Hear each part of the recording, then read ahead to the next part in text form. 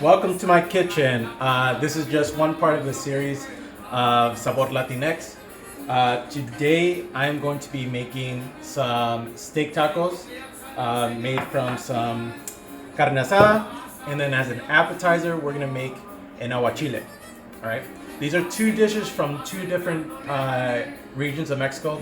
Aguachile is very famous in the northern Mazatlan region, and well, carne asada is all over, so that's actually not regional. But I am gonna put a certain Jalisco twist to mine. All right, so we're gonna dive into this. Okay, so first up, we have to prepare the meat. So this is actually flank steak.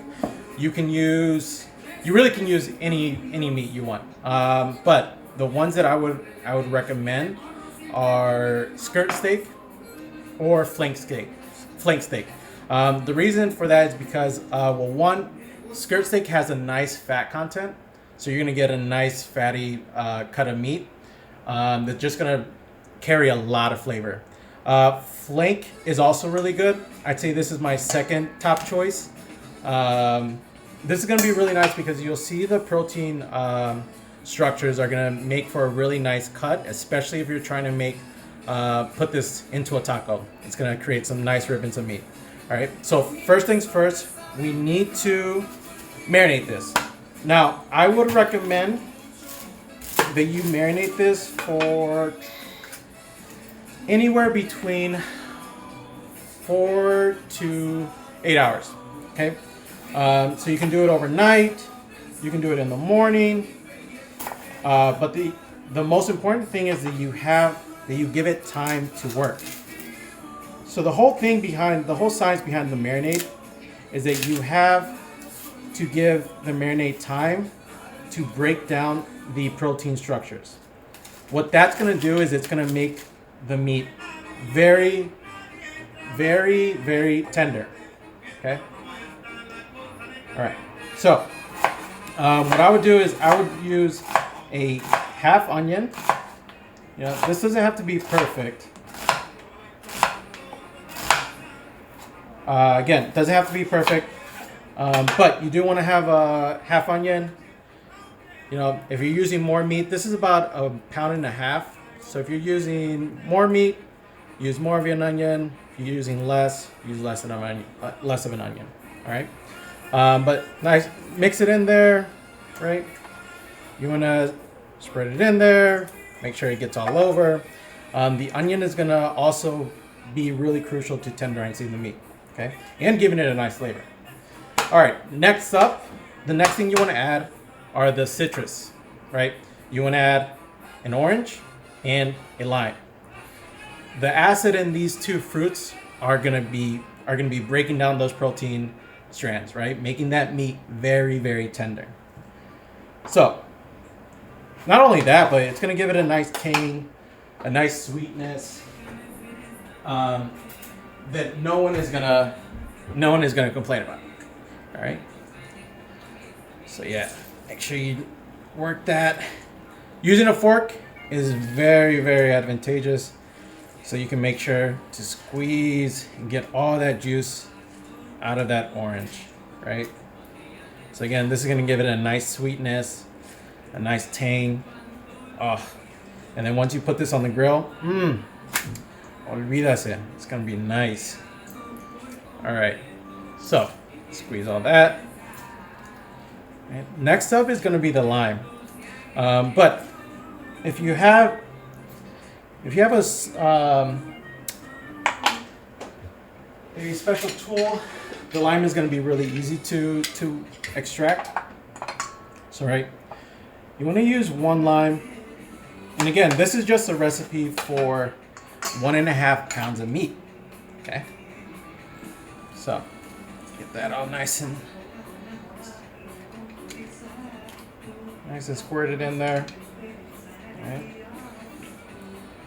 The lime is very, very important in here. All right, it's going to give it a distinct flavor, and again, it's going to help break down those proteins. All right. The next thing you're going to want to add is you're going to want to add plenty of salt. So there is going to be marinating liquid that I'm going to put in here. But before I do that, I want to make sure that this mixture is really well seasoned with salt and pepper. All right. So be generous with the salt, right? This is a pretty big piece of meat, right? And you want the salt to really go in there and do its job, right? It's going to extract some moisture from the meat. That's going to allow the meat to bring in all that marinade, all the juices from the marinade. So don't be afraid to be generous with the salt.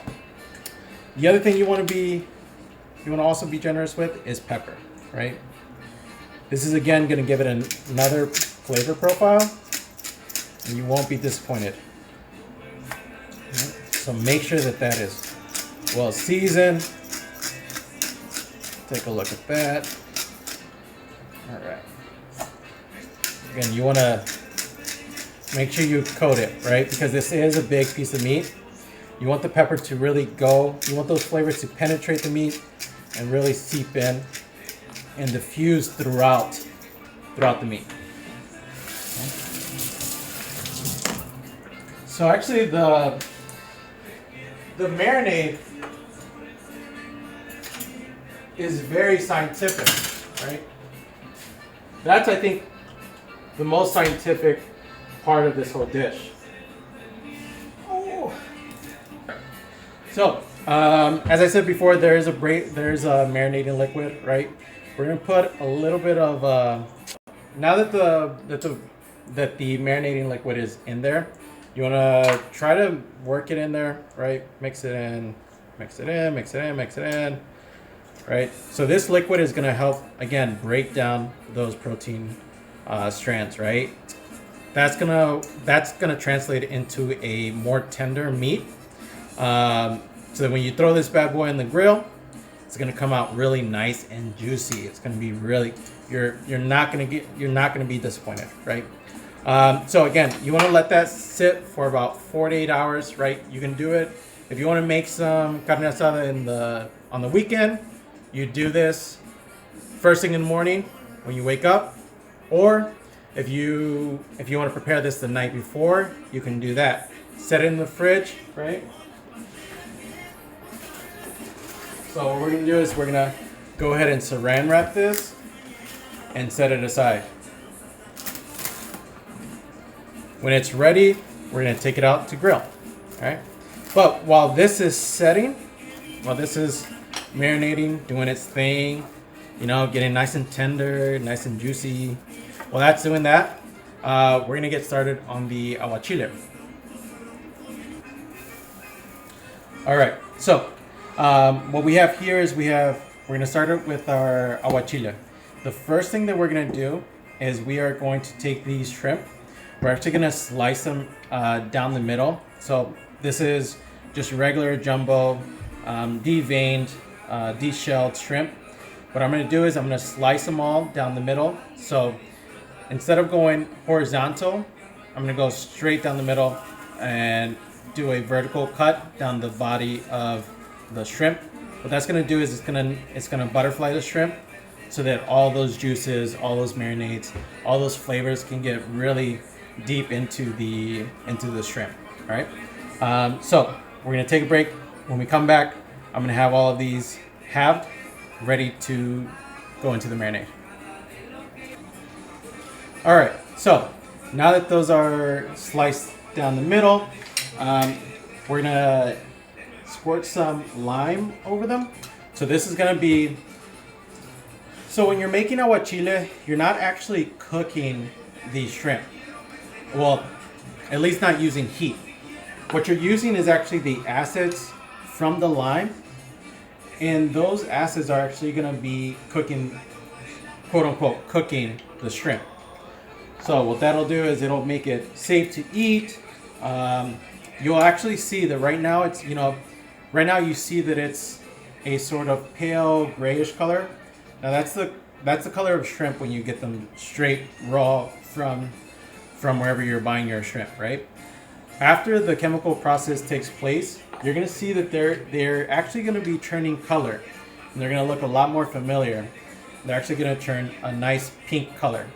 And that's going to tell you, that's going to indicate that's going to tell you that that chemical reaction, that essential chemical reaction is taking place. So what I just did is I just squirted, this is about a pound of shrimp. And what I did is I just, I juiced 2 whole limes over this, right? And then right now, remember, we want to make sure we season this, right? We want to make sure that it's well seasoned. So I'm going to just take a couple pinches of salt, spread it over nice and evenly, right? And then this is actually going to have to sit for about 20 minutes, and that's going to be the amount of time that it takes for that chemical reaction to take place, right? When we come back after those 20 minutes, we're going to see that the shrimp are going to start to change color. They're going to look a lot more noticeable. And then at that point, what we're going to do is we're going to introduce I'm going to set this over to the side. So at that point, we're going to mix in the Aguachile Marinade, or the rest of it. What goes in there is going to be pretty simple. So again, we're going to use some limes, right? We're going to add some jalapeños. We are going to add some cilantro, a little bit of salt, of course, and also can't forget the piece of garlic.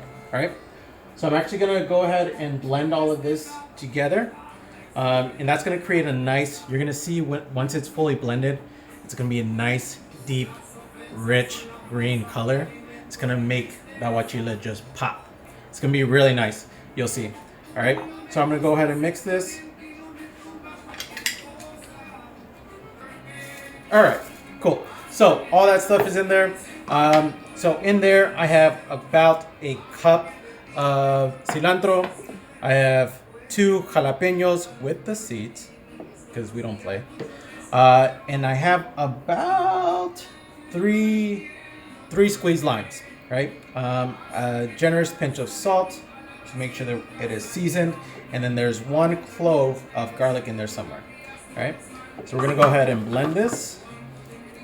When you're blending this, you can use, I'm using a Ninja or Magic Bullet, whatever you have. You can use a food processor, really whatever you have that will just smash it up and mix it up. I think you'll be good, all right? All right, let's see.